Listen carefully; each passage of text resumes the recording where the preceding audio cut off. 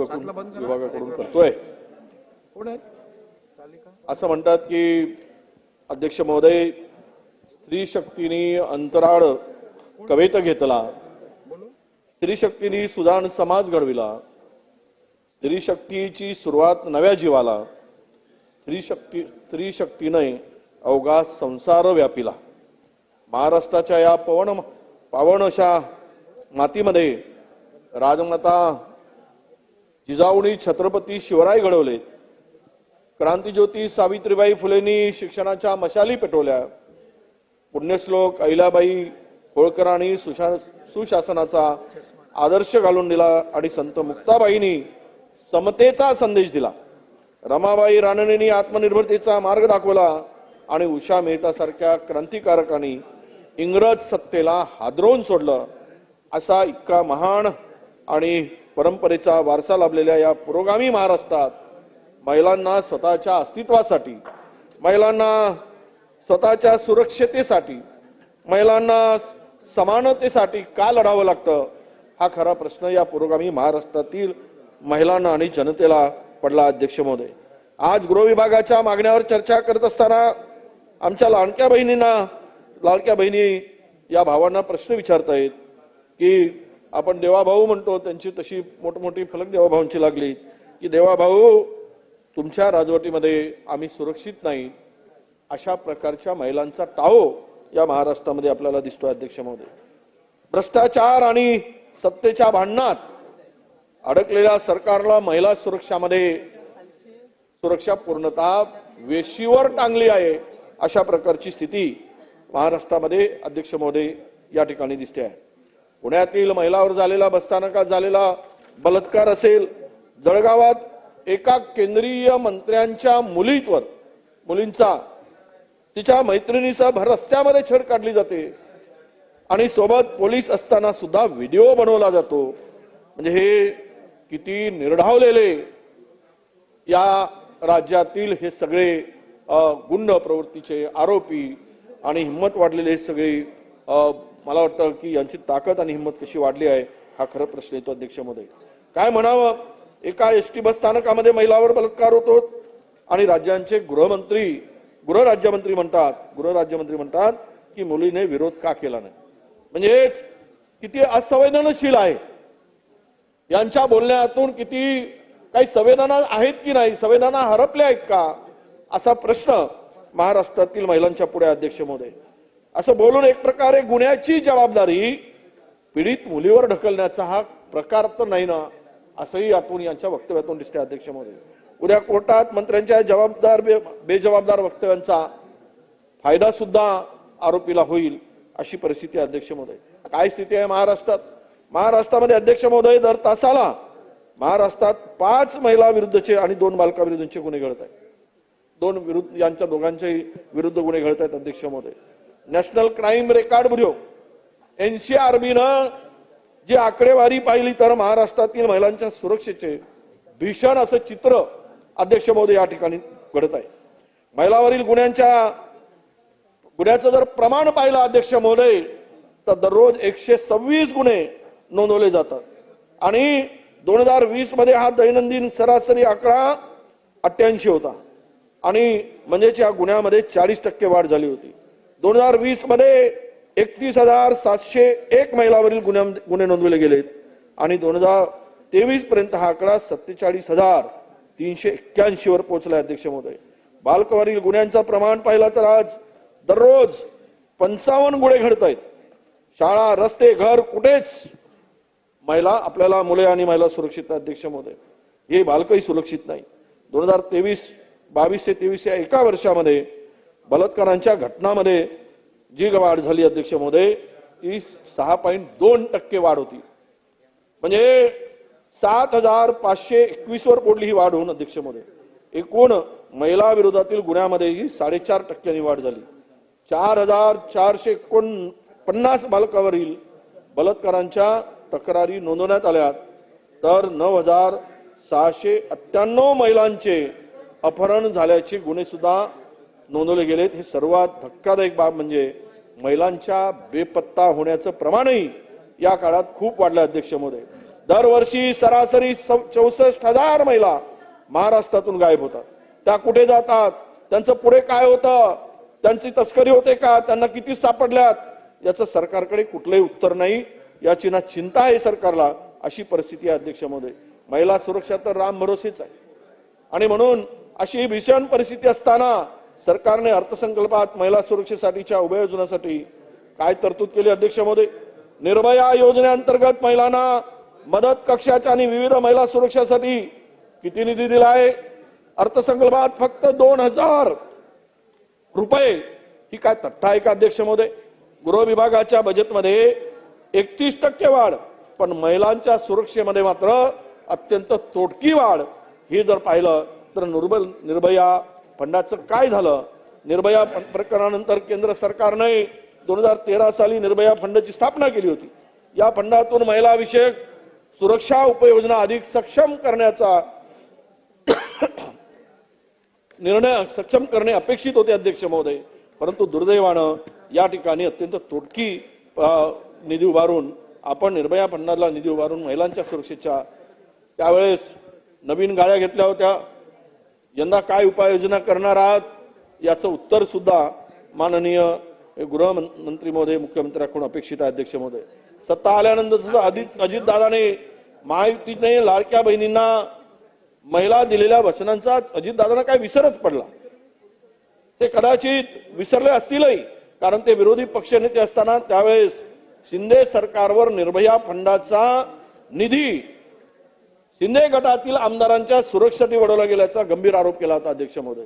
आता अजितदादा अर्थमंत्री झाल्यावर तेही निर्भय फंडाला का विसरलेत, हाही खरा प्रश्न आहे अध्यक्ष महोदय. राज्यात महिलांच्या सायबर विरोधातील गुन्ह्यामध्ये प्रचंड वाढ झाली आहे आणि सातत्याने गुन्हे वाढत आहेत. या गुन्ह्यांना प्रतिबंध करण्यासाठी फक्त माऊली 1,000 रुपयाची तरतूद. मुंबई सेफ सिटी प्रकल्पासाठी किती खर्च, किती? फक्त 4,000 रुपयाची तरतूद. म्हणजे ह्युमन ट्रॅफिकिंग विरोधी पथकासाठी जी तरतूद केली आहे ती फक्त 2,000 रुपयाची अध्यक्ष महोदय. अर्थसंकल्पात महिलांच्या सुरक्षेसाठी उपाययोजनेसाठी एकूण निधीची किती निधी दिला गेला असेल तर तो 8,000 रुपये. एका मंत्र्याच्या कार्यालयात चहा पाण्यासाठी सुद्धा यापेक्षा जास्त खर्च होतो. अशी एवढीशी तोडकी निधी यामध्ये आपल्याला अध्यक्ष महोदय या महिला सुरक्षेसाठी दिली गेलेली अध्यक्ष महोदय. निवडणुकीच्या पूर्वी अजितदादांनी आपल्या अर्थसंकल्पीय भाषणाची सुरुवात महिलावरील उपाययोजनांनी केली होती अध्यक्ष महोदय. पण त्या महिला सुरक्षेच्या संदर्भात आता सुद्धा त्यांच्या भाषणातून उच्चारला गेला नाही. हे दुर्दैवाने इथे म्हणावं लागतं. घोषणांचा खूप मोठा पाऊस पडला जातो. बेटी बचाव बेटी पढाव, महिला सशक्तीकरण, पण जेव्हा महिलाविरुद्धच्या गुन्ह्यांना रोखण्यासाठी 8,000 रुपयाची तोडकी तरतूद केली जाते त्याचा अर्थ असाच होतो की या महिलांच्या सुरक्षेसाठी काही अर्थ उरत नाही. हीच या सरकारची एकूण भूमिका आहे काय? अशा प्रकारची स्थिती अध्यक्ष महोदय. राज्यातील महिलाची व्यथा काही ओळीतून मांडण्याचा मी प्रयत्न करतो अध्यक्ष महोदय. पदर लाडक्या बहिणींचा नराधमांच्या हाती, पदर माझ्या लाडक्या बहिणींचा नराधमांच्या हाती, स्वतःला भाऊ म्हणवणारे व्यस्त सत्तेच्या पाठी, अब्रू लेकी माताची वेशीला टांगली, भाऊ आहेत कुठे, सुरक्षा देतो सांगणाऱ्यांचे शब्द म्हणजे नुसतेच दगडगोटे. अशी ही स्थिती आहे अध्यक्ष महोदय. दुर्दैवानं महाराष्ट्र पुढे महिला विरोधी गुन्ह्यात सत्तेत जगणारे पैशात खेळणारे भाऊ मात्र बसलेत निवांत. हीच का तुमची भाऊ बहिणीवरची माया? सांगा हो भाऊराया, सुरक्षेचे वचन दिलं होतं तुम्ही, बोला ना बंधुराया. अशी महिला जर म्हणत असेल तर तोपर्यंत आमच्या महिला आणि भगिनी खऱ्याच या ठिकाणी या राज्यामध्ये सुरक्षित आहेत का? आणि त्यांच्या डोळ्यात असलेले अश्रू खऱ्या अर्थानं प्रगतीचं लक्षण आहे का? आपल्या राज्याची आणि देशाची संपत्ती आणि विकास केवळ जीडीपीने जातो असं नाही अध्यक्ष महोदय. त्यातील महिलांची परिस्थिती आणि ती यावरूनही या राज्याची पत आपण निश्चितपणे ओळखली गेली पाहिजे अध्यक्ष महोदय. आपण काय केलं अध्यक्ष महोदय? माझी मागणी आहे की महिला राज्यामध्ये सर्वात असुरक्षित महिलांचं स्थान हे महाराष्ट्र झालं अध्यक्ष महोदय. महिलांवर प्रचंड अत्याचार, अन्याय, बलात्कार, रोज विनयभंगाच्या घटनांमध्ये वाढ होत असताना हे 8,000 रुपयाची तरतुदी केली. ते निधी वाढवा आणि त्यामध्ये भरीव मदत करा आणि राज्यातील कोणतीही महिला असुरक्षित नाही, तुमच्या पाठीमागे भगिनींच्या पाठीमागे बहिणींच्या पाठीमागे सरकार गंभीरपणे उभा आहे, हे धाडस आपण दाखवाल का, असा माझा प्रश्न आहे अध्यक्ष महोदय. शक्ती कायदा लागू करण्याच्या संदर्भात तो आम्ही लागू केला, केंद्राकडे पाठवलं, केंद्राने त्याला परत पाठवलं. माननीय राष्ट्रपती महोदयांची त्या संदर्भातली भूमिका त्यांनी आपली सही केली नाही आणि हा कायदा रद्द करण्याची भूमिका आपण आता पुढे आणली आहे. म्हणून मला आपल्याला विचारायचं आहे, महाराष्ट्राच्या या कायद्याला केंद्राने जरी मान्यता दिली नाही, पण हा कायदा अजूनही रोखून ठेवला, हे दुर्भाग्यपूर्ण आहे. आजच्या या चर्चेच्या माध्यमातून आमची राज्याच्या मुख्यमंत्र्यांना विनंती आहे की त्यांनी केंद्रीय गृहमंत्र्यांशी चर्चा करावी आणि हा कायद्याचं महत्त्व पटवून देऊन हा कायदा लागू करण्यावा, अंमलात आणावा, अशी आमची त्यांना विनंती आहे अध्यक्ष महोदय. आपण 25,000 महिला पोलिसांची भरती केली जाईल असं मुख्यमंत्री असताना एकनाथ शिंदे साहेबांनी सांगितलं. या संदर्भात कुठेच काहीच वाच्यता नाही. त्यांनी दिलेलं वचन या सरकारने विसरले काय, हा खरा प्रश्न आहे तो अध्यक्ष महोदय. खरं म्हणजे महाराष्ट्रातील आत्ताचं अस्थिर वातावरण पाहता गुंडावर धाक नाही, दंगलखोरावर धाक नाही, बेफाम बोलणाऱ्यावर धाक नाही अध्यक्ष महोदय, अशी आपली परिस्थिती आहे अध्यक्ष महोदय. नागपूर हे माननीय मुख्यमंत्र्यांचं घर आहे. या आपल्या घरात आग लागली का, कोणी लावली? 350 वर्षापूर्वीची औरंगजेबाची कबर उघडून टाकायची म्हणून हा कबरीचा मुद्दा नागपूरचा काही संबंध नसताना तिथे जाळपोळ का झाली, दगडफेक का झाली, लोकांच्या घरांचं वाहनांचं नुकसान का झालं, याचं उत्तरही या ठिकाणी अपेक्षित आहे अध्यक्ष महोदय. हे दगड आले, शस्त्र आलेत, पेट्रोल बॉम्ब आलेत असं उपमुख्यमंत्री सन्माननीय शिंदे साहेब काल सांगत होते. हे सगळं जमा होते, हे प्री प्लॅन होतं, पूर्वनियोजित होतं. मग हे पोलिसांचं फेल्युअर नाही का? हे इंटेलिजन्स काय फेल्युअर नाही काय? आपल्या इंटेलिजन्स काय करत होती यंत्रणा ज्यावेळेस जर हे पूर्वनियोजित होता अध्यक्ष महोदय? स्थानिक चॅनल त्यामध्ये दाखवले गेले. 1.5 तास वारंवार काही चॅनलनी दाखवले अध्यक्ष महोदय. वारंवार दीड तासापासून पोलिसांना फोन केला जात होता. हे सगळं घडून गेल्यावर पोलीस इथे आले. पहिल्यांदा पोलीस 1.5 तास फोन करून सुद्धा कुठेही त्या पोलिसांपर्यंत तिथे पोहोचले नाहीत. मग हे पोलीस काय करत होते, हा खरा प्रश्न अध्यक्ष महोदय या ठिकाणी आहे.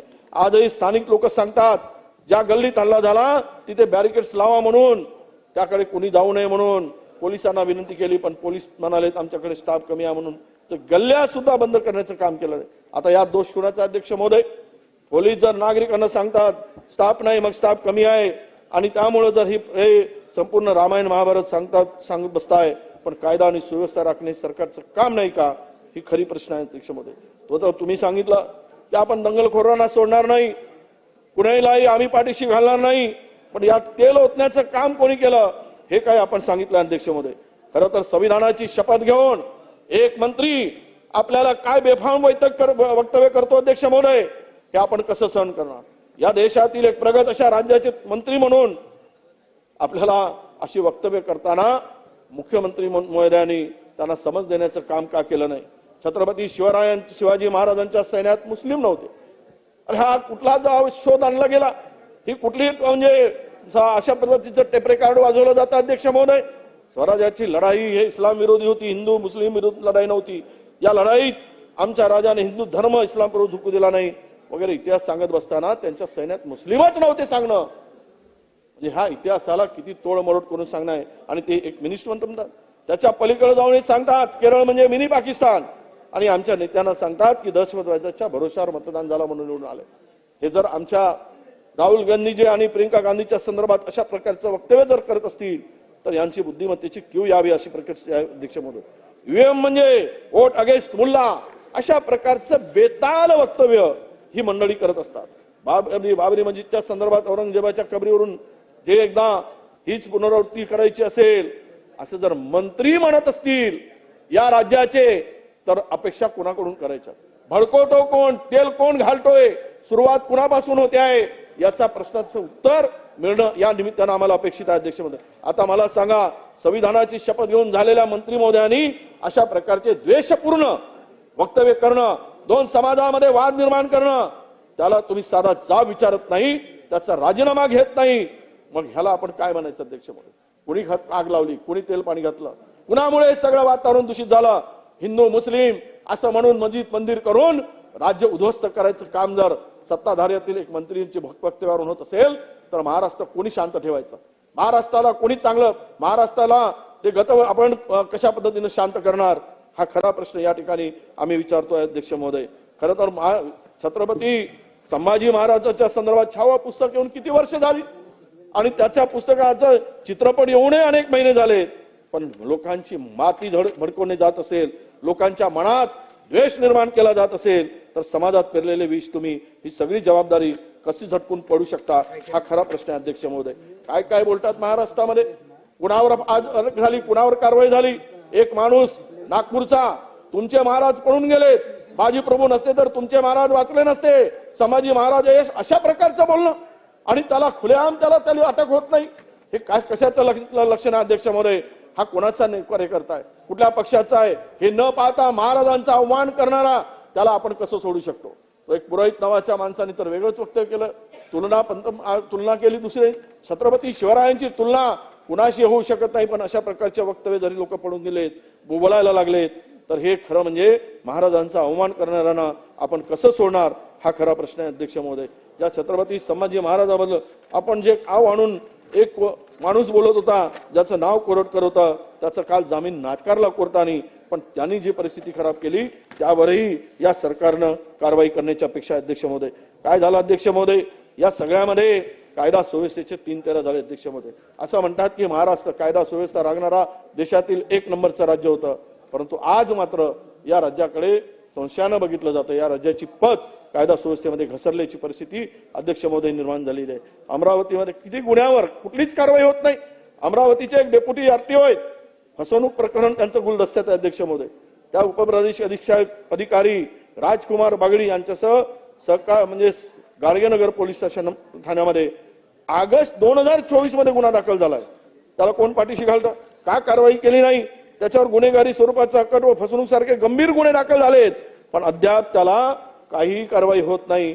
म्हणजेच अधिकाऱ्यांना चोरी करून सुद्धा त्याच्या पाठीवर हात देण्याचं काम जर सरकारमध्ये होत असेल, अत्यंत दुर्दैव आहे असं मी मानतो अध्यक्ष महोदय.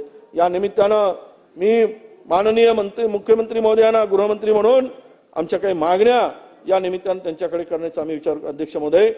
आपल्याला विनंती आहे की आमच्या भागातील ब्रह्मपुरी आणि सिंदेवाई इथे नवीन पोलीस कर्मचाऱ्यांच्या निवासस्थानाची आवश्यकता आहे. त्यासाठी आपण निधी उपलब्ध करून द्यावा, कारण तिथे कुठलेही निवासस्थान नसल्यामुळे पोलिसांना त्या ठिकाणी राहताना फार मोठ्या अडचणी सामोरं जावं लागतं अध्यक्ष महोदय. मेनकी पोलीस स्टेशनचा, माझ्या ब्रह्मपुरी मतदारसंघातील मेनकीचा नवीन पोलीस स्टेशनचा प्रस्ताव सरकारकडे आहे, त्याला सुद्धा मंजुरी देण्याचं काम या ठिकाणी होईल अशी अपेक्षा या ठिकाणी मी व्यक्त करतो अध्यक्ष महोदय. आणि जलसंपदा